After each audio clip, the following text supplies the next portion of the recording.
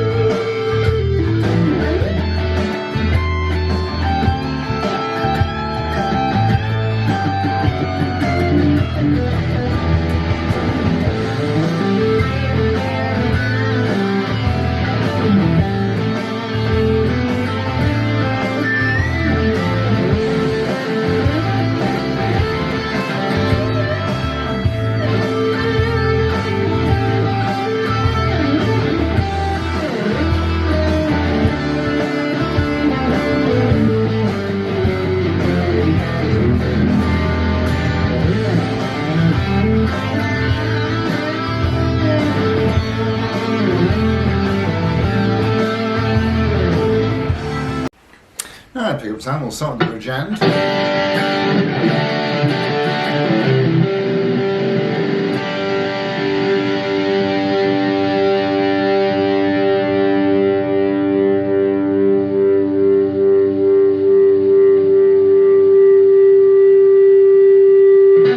like when they do that, you know.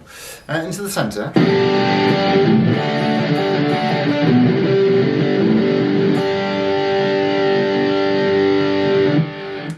To the neck.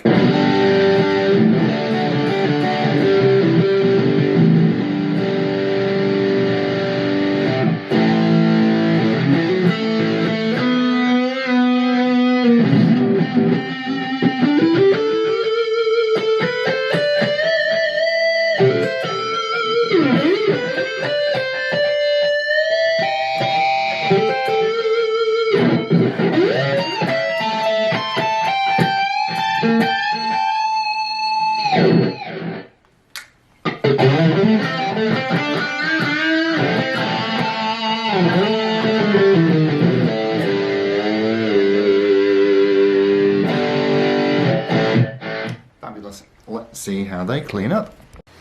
And we're starting with the bridge again.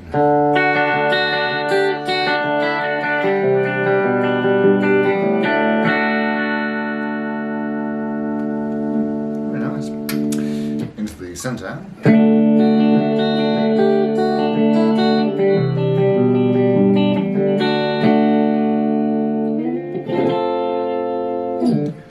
Onto the neck.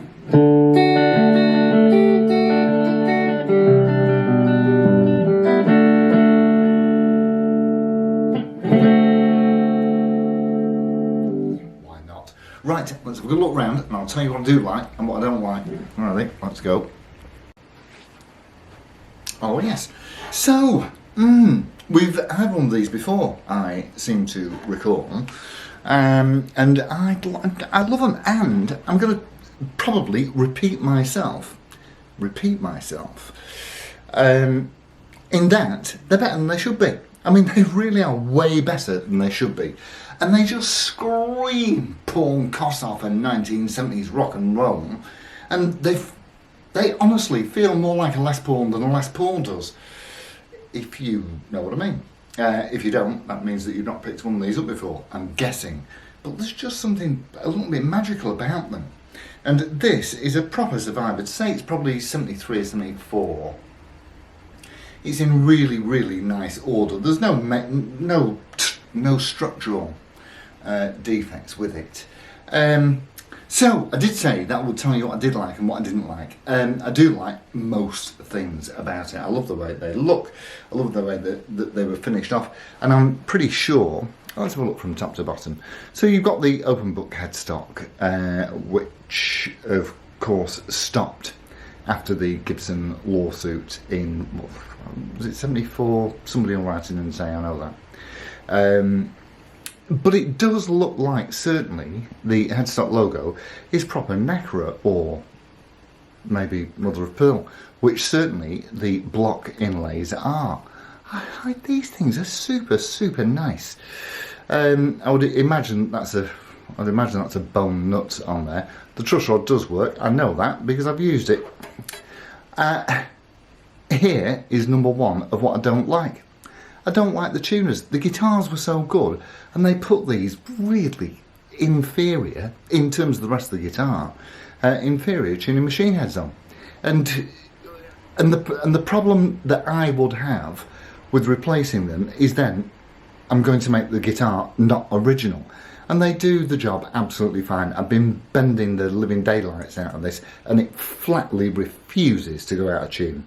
So you've got a really lovely skinny, like a typical Gibson 70s skinny neck, and it is so fast and so easy to play, and the fretwork is brilliant.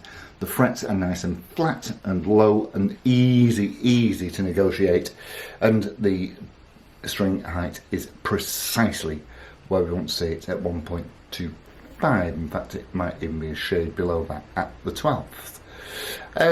So the next thing that I don't like and never understood was the bolt-on neck.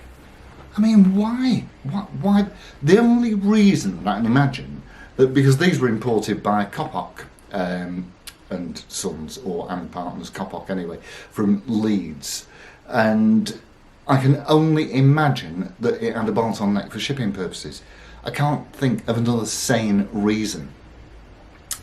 So that's, yeah, they're my only two gripes. The way that it plays and the way that it sounds is amazing. Whether these pickups are the Maxon or not, I don't know, because I didn't take them out. But what I can tell you is they sound awesome. So you've got, I mean, really a proper Nashville adjustable bridge with a stop tail there, obviously, and there are, of course, a few marks around it, but let's face it, it's this is knocking on the door of 50 years old. So, you know, if it's been played, which it has, then it will have a few battles. It'll have picked up a few battle scars along the way, which certainly is it has, and you can see these. But the overall picture, it's just rock and roll glory. So it should have a scratch plate or pick guard, whichever you want to call it, which is absent. You can probably pick them up, and it's got witch hat controls, which confused me at first, because on a Gibson your volumes are always at the top and your tones at the bottom, but on this it's not like that. You've got your volumes for your bridge pickup here and neck pickup here, and then your corresponding tone. Not sorry, I didn't demonstrate there. So your volume knobs here, bridge and neck, and corresponding tone controls there and there. Yeah, so it plays impeccably. It plays absolutely beautifully, and it looks superb with binding fore and aft, and of course up and down the neck, and the gold finish, and I do hope that comes through. The gold finish it really is superb. So there we go. There's the Antoria 1970s Gibson Les Paul knockoff, and I hope that you enjoyed watching that as much as I enjoyed playing it. Adios amigos, I'll see you soon. Ta-ra!